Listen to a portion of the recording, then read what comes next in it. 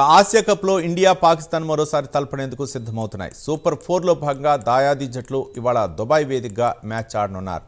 టోర్నీలో తిరుగు లేకుండా ఆడుతున్న టీమిండియా ఈ మ్యాచ్లో క్లియర్ ఫేవరెట్ బరిలోకి దిగనుంది. సూపర్ 4లో ఇరు జట్లకు ఇదే తొలి మ్యాచ్.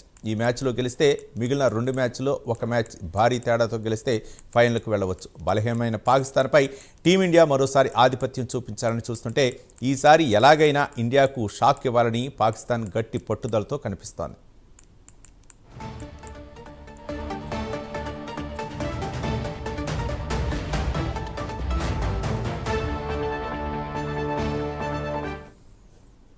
ఆసియా కప్ 2025లో భారత్ అజేయ పరంపర కొనసాగుతోంది. గ్రూప్ దశలో ఆడిన 3 మ్యాచ్ల్లో విజయం సాధించిన టీమిండియా ఇప్పుడు సూపర్ 4 కోసం సిద్ధమవుతోంది.